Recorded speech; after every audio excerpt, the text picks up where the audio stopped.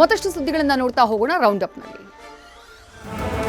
ಬಟ್ಟೆಗಾರ ಪಾಳ್ಯದಲ್ಲಿ building ಕಟ್ಟಲು ಜಾಗ level ಮಾಡುವಾಗ ಪಕ್ಕದ 2 ಕಟ್ಟಡಗಳ ಫೌಂಡೇಶನ್ ಕುಸಿದಿದ್ದು ಬಿಲ್ಡಿಂಗ್ ಬೀಳುವ ಆತಂಕ ಶುರುವಾಗಿದೆ. ಜಾಗದ ಮಾಲೀಕರಿಗೆ ಮುಂಚಿತವಾಗಿ ಕಟ್ಟಡ ಮಾಲೀಕರು ತಿಳಿಸಿದ್ರೂ ಕೂಡ ಯಾವುದೇ ಮುಂಜಾಗೃತಾ ಕ್ರಮ ತೆಗೆದುಕೊಳ್ಳದೆ ನಿರ್ಲಕ್ಷ್ಯ ವಹಿಸಿದ್ದಾರೆ. ಫೌಂಡೇಶನ್ ಕುಸಿತಗೊಂಡ ಕಟ್ಟಡದಲ್ಲಿ ಒಟ್ಟು 5 ಕುಟುಂಬಗಳು ವಾಸವಿದ್ದಾರೆ. ಸ್ಥಳಕ್ಕೆ ಗೋವಿಂದರಾಜನಗರ ಕ್ಷೇತ್ರದ ಶಾಸಕ ಪ್ರಿಯಾಕೃಷ್ಣ ಭೇಟಿ ನೀಡಿ ಪರಿಶೀಲನೆ ನಡೆಸಿದ್ದಾರೆ. ಗೋವಿಂದರಾಜನಗರ ಠಾಣೆಯಲ್ಲಿ ಈ ಬಗ್ಗೆ ಪ್ರಕರಣ ದಾಖಲಾಗಿದೆ.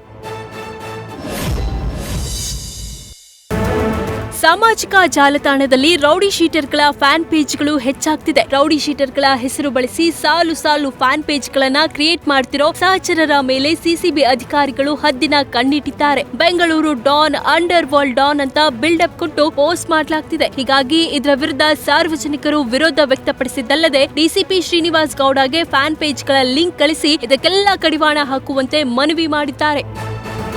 ಆಟೋ ಚಾಲಕರ ಕಾನೂನು ಉಲ್ಲಂಘನೆ ವಿರುದ್ಧ ಸಂಚಾರಿ ಪೊಲೀಸರು ಕಾರ್ಯಾಚರಣೆ ನಡೆಸಿದ್ದು 525ಕ್ಕೂ ಹೆಚ್ಚು ಪ್ರಕರಣಗಳನ್ನು ದಾಖಲಿಸಿ 2 ಲಕ್ಷ ದಂಡ ಸಂಗ್ರಹಣೆ ಮಾಡಿದ್ದಾರೆ. ಸದ್ಯ ಸಮವಸ್ತ್ರ ಧರಿಸದೆ ವಾಹನ ಚಾಲನೆ, ಬಾಡಿಗೆ ಹೋಗಲು ನಿರಾಕರಣೆ, ಏಕಮುಖ ಸಂಚಾರ, ನೋ ಪಾರ್ಕಿಂಗ್ ಸೇರಿದಂತೆ ವಿವಿಧ ಪ್ರಕರಣಗಳಲ್ಲಿ ಒಟ್ಟು 525ಕ್ಕೂ ಹೆಚ್ಚು ಕೇಸ್ ದಾಖಲಿಸಲಾಗಿದೆ.